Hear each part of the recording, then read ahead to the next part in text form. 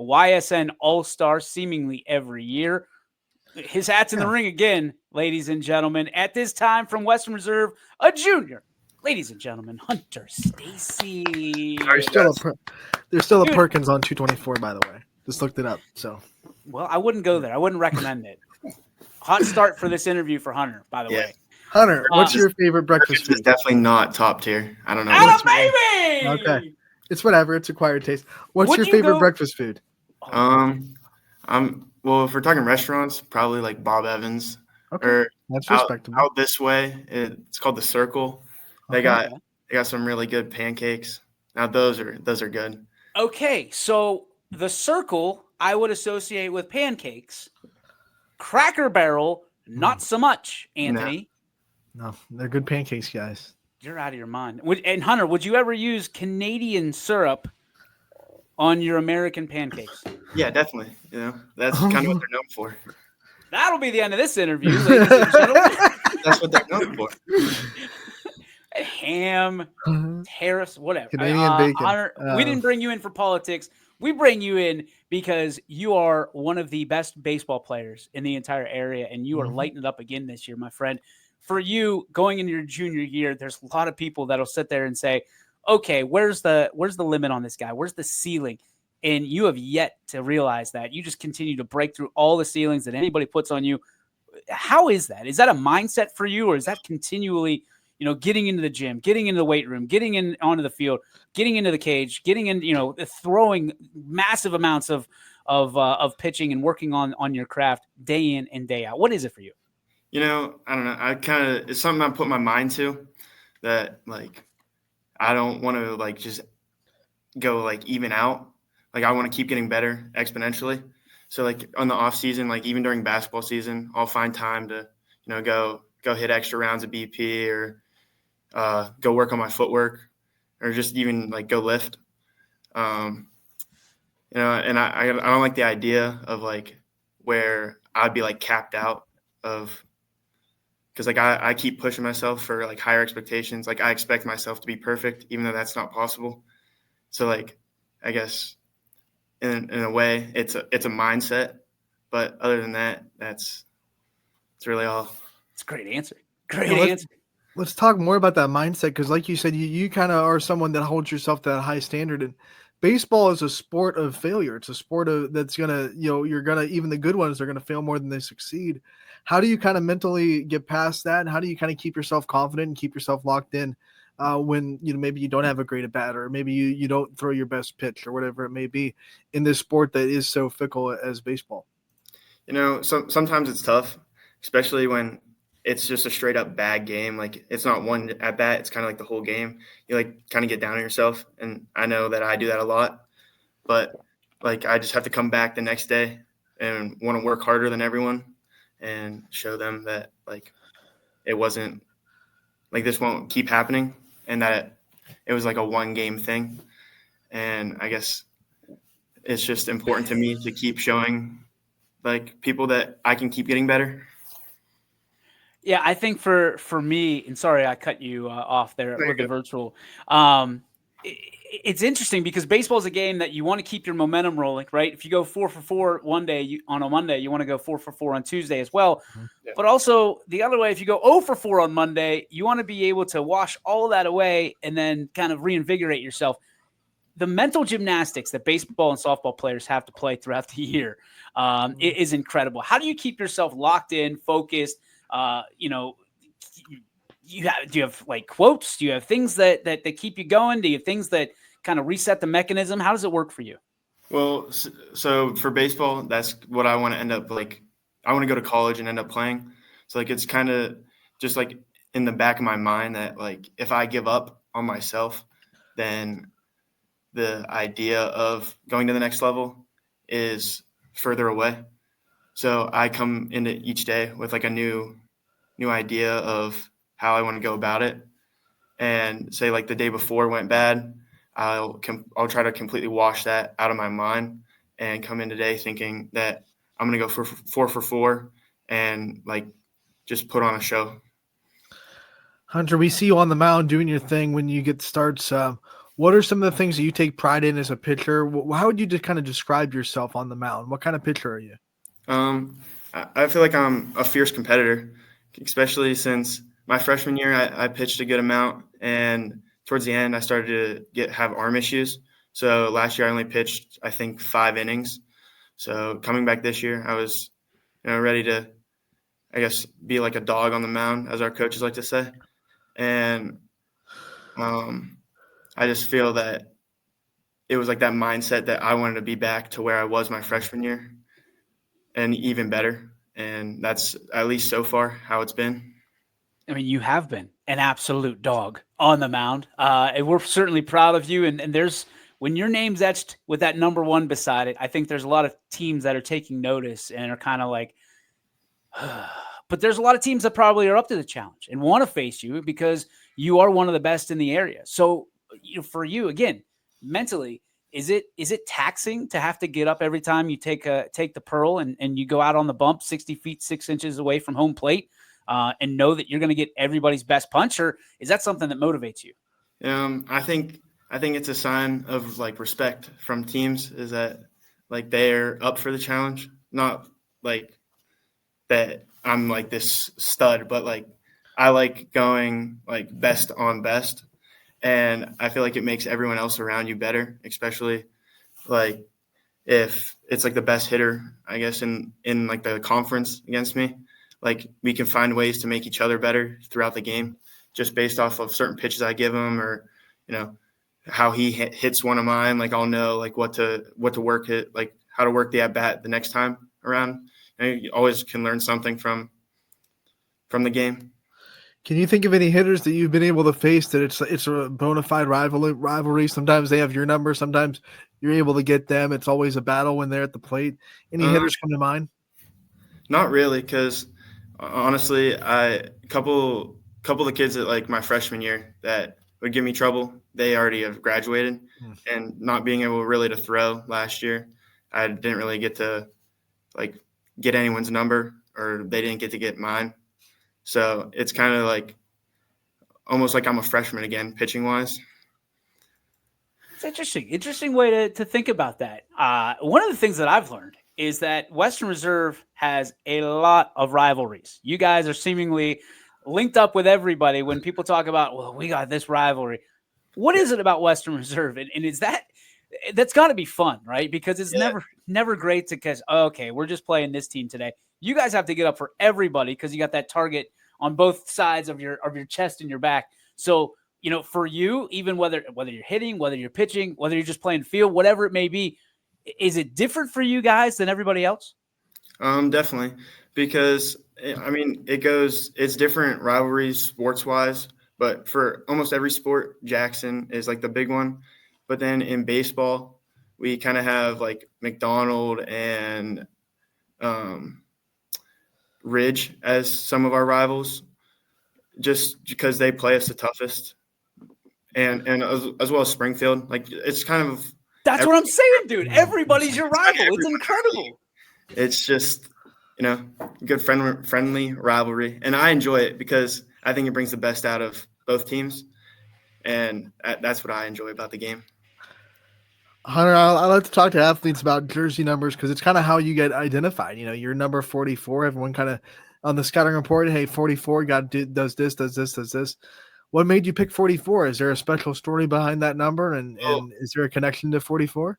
Originally, it was Anthony Rizzo and Paul Goldschmidt when they were number 44 Rizzo with the Cubs and then Goldschmidt with the Diamondbacks.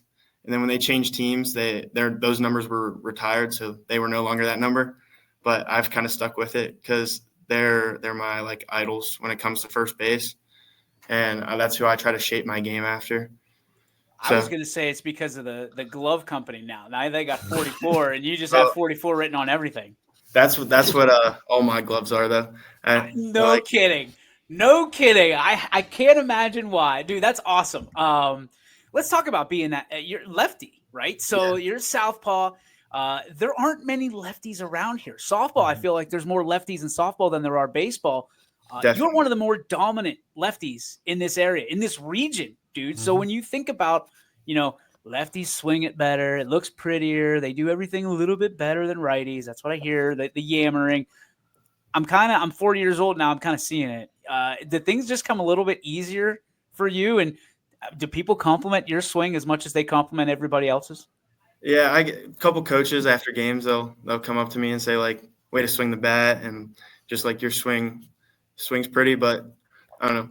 It's something I work on in the off season a lot, and it's something I really take pride in. And I feel like if I don't have a good swing, then there's no reason to even be at the top of the order. Let me ask you this question on top of it. I mean, there's a lot of people that sit there and as a great a hitter as you are, a great a pitcher as you are, you've worked at it very, very hard, I'm sure, over however old you are. But let me ask this question: how many swings do you put in on a given night? When you're in the cage working on your craft. Well, so yesterday I went and hit for 2 hours, and I think in that time I put anywhere from like 400 to 500 swings up. Wow. And that's with other people there as well. So like I come in, do my work, and then I hit a couple rounds of live, and then from there if I'm feeling good, then I'll leave. But other than that, so like on days we have games, I'll swing against the machine and front toss 3 to 4 times, and then I'll go down to the field, or when we're on the bus, I'll just think of like ways to work my swing. And then on days that we don't have games, I'll go after practice and swing some more. Wow. Hunter, there are a lot of reasons to love this sport, love the sport of baseball. There's a lot of great things about it. What are some of the things that you love so much about it that kind of drew you to it and made you stick with it? Well, I've been playing since I was 5, so it was kind of like something I always had interest in growing up. I watch it a lot, and I find it like enjoyable. So there's no like specific reason why I love it. It's just like the idea of baseball is what like drew me to it. And there's certain players that like everyone says, like I'm guessing for like your guys' age, it was like Griffey and them, but like. What are you trying to say, Hunter? You trying to say we're old? What are you trying to get out there? That's like your time period. Yeah, he's right though. You nailed it. I'm not gonna let you down. You nailed it, but it's like you guys are old, so like Mark McGwire, Sammy Sosa, Babe Ruth, Shoeless Joe Jackson. It was like Andrew McCutchen and those early 2010s like Pirates teams that me and my dad used to watch. Are you a Pirate fan? Pirates and Yankees. It's because of I'm a Yankees fan because of my coach. I've been with him since I was 7. All right. I'll give it to you. I'll give it to you. I mean, you're like on the hook, but you're teetering, buddy. You better watch it. You better don't be coming back to the Pirates when they turn out the lights here this year with this guy. Haven't done that. They haven't done that in a while. So what would you do if it happens one year, Pirates Yankees World Series? Who are you rooting for? I think each game's going to be different because I went to the Pirates Yankees game Sunday game a couple of weeks ago, and then I was wearing a Pirates shirt, Pirates hat, but it depends. He bought a Yankees hat at PNC Park and walked out. I already had one of those. What pitchers do you compare yourself to? I mean, thinking about, where you are, and the inspiration, who do you see yourself as when you're out on the bump? I guess mentality wise, kind of as one of like those big closers that come up and want to just gun you down. Like Diaz from the Mets? He's terrible now. Oh, he's like their 8th inning guy. He's got Timmy Trumpet. That's all that matters. Yeah. But, mechanically, I don't really like look after anyone. It's kind of been what feels right to me. And I guess there's not like a starter. It's just like the mentality thing is what pushes me to want to do so well on the mound. I love All right, let's talk about your school life because we got you. It seems like out of class for something. What class did we get you out of class? No, I'm in a study hall. There you go. That's nice. We tried, buddy. I'm sorry. That's okay. What are some of your favorite classes that you take? Definitely my pre-calc class, just because I'm a big math guy, and I'd probably say my building trades class at the end of the day. Building trades? Like, so what are Yeah, you building stuff? Yeah, like we built picnic tables a couple weeks ago. Right now we're building chairs. Yeah, it's just something that I find interesting, and I do it in my spare time with my dad. So Okay, so I got to ask you the question: are you better at building chairs or throwing chairs? Only baseball people know what I'm talking about. throwing. Atta baby. Is that your number one pitch? You go off your fastball or your curveball? I feel like my slider is my best. Slider. Yeah. You got a splinker like this guy? No, but I do wish I could throw that. My hands aren't big enough, so when I go to throw it, it either goes way high or just eats the dirt. Who are the people that have put you in position? I mean, you already mentioned your dad, but I mean, who are some of the people that you appreciate for driving you to these games and getting you to love baseball the way you do today? Definitely my mom, my dad, and my grandparents. You know, they've kind of been there every step of the way, and they push me to be better, even when some days like I'm down on myself. And you know, that's all I can really ask from them, especially since they've drove me around for how long? What's the furthest you've driven for a game? Well, it depends because I haven't really gone too far out of state. Yeah. But because I only play at Scene, but then sometimes I'm thinking about trying to play on like an out of state travel team. So, Who do you play for at Scene? Prospects. Whoa! The Taylor Pirates. Yeah. So, you know, we haven't really gone too far. Kind of maybe like an hour and a half is the max, but other than that, haven't really gone too far out of the way. If you could play in any stadium, whether it be an MLB stadium or maybe one of the complexes you've been to, what would be like the dream stadium to play in? The dream would definitely be like PNC or Yankee Stadium. Just no, listen. Short porch both ways, except for the Clemente wall. And the Surfside wall. Listen, that's terrible. By the way, that's terrible. I'm pretty sure they're putting Clemente's number back up. They better. They better. They definitely one of those two places. So you hit a ball out over the Clemente wall. Yeah. Into the river. What are you doing? Are you geeking out around the bases, or are you just kind of even keel? I kind of have act like you've been there before mindset, especially because at any given moment it all can just get taken away from you. So I feel like that's kind of like the important thing. Absolute dog. I love it. Ant, you got anything left for him?